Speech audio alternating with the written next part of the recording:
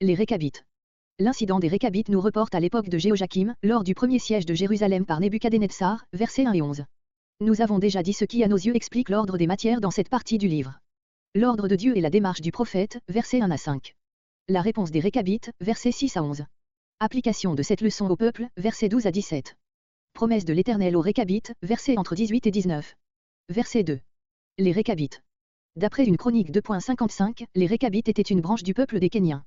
Ceux-ci étaient une tribu madianite qui, au temps de Moïse, avait pour chef Hobab, son beau-frère. Ils se joignirent aux Israélites lors de la conquête de Canaan, Nombre 10.29, Juge 1.16. Ils paraissent avoir adopté la religion d'Israël, car le nom de Jéhovah se retrouve dans plusieurs de leurs noms propres. Au temps du roi Jéhu, l'un de leurs chefs, Jéhonadab, ou par abréviation Jonadab, montra le plus grand zèle pour la destruction du culte de Béol, 2 Rois 10.15-23. Ce même Jonadab, fils de Récabé, voulant sans doute préserver ses descendants des dangers moraux de la vie sédentaire, que plusieurs familles kényennes avaient déjà adopté, 1 Samuel 30.29, les organisa en une sorte de congrégation religieuse dont les membres devaient s'abstenir de vin et continuer leur genre de vie nomade. Les Récabites étaient donc demeurés fidèles depuis près de 3 siècles à ces prescriptions de leur père. Évidemment, ce que le prophète entend offrir en exemple à ses compatriotes, ce n'est pas l'abstinence des Récabites, mais leur pieux respect pour les volontés de leurs ancêtres. Dans une des chambres. Il y avait des chambres en grand nombre dans les édifices adjacents au temple, 1 Roi 6.5. Les unes servaient de lieu de dépôt pour les ustensiles du culte, les provisions provenant du paiement des dîmes et l'argent du sanctuaire, d'autres étaient habitées par les Lévites et les sacrificateurs en fonction, d'autres enfin paraissent avoir été employés comme locaux pour des assemblées et des conférences, une chronique 9.26, une chronique 28.12, Ézéchiel 40.17, Jean 8.20. Verset 3. Jaazania. Le chef actuel de la famille. Verset 4. Des fils de Hanan, c'est-à-dire de ses disciples. Hanan nous est inconnu. Son titre d'homme de Dieu prouve que c'était un prophète, 1 Samuel 2.27, 1 Roi 12.22.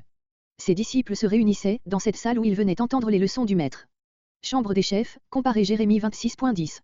Garde du seuil. L'office de gardien de chacune des 3 portes du temple était la plus haute charge sacerdotale après celle des 2 premiers sacrificateurs. Maazéia, probablement celui dont le fils, Sophonie, fut sacrificateur en second, sous Sédécia, Jérémie 37.3, Jérémie 29.25, Jérémie 21.1. Verset 7. Où vous êtes étrangers. Ne pouvant posséder aucun fonds de terre, il demeurait toujours étranger dans le pays qu'il habitait. Verset 11. Comparé 2 Rois 24.1.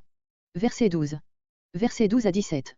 L'exemple était accablant, voilà des gens qui pendant 3 siècles ont observé scrupuleusement une règle plus ou moins arbitraire que leur a donné leur ancêtre et vous n'avez cessé de transgresser les 5 commandements de votre Dieu. Ce discours était adressé au peuple qui se trouvait dans le parvis. Verset 15. Habiter le pays, c'est un commandement autant qu'une promesse. Verset 18. Le peuple devait voir par cette promesse comment sa fidélité à son Dieu eût été récompensée. Ce n'était pas en vain que le 5e commandement attachait une bénédiction spéciale au respect filial. De quelques descendants qui subsistent. Comparé Jérémie 33.17-18.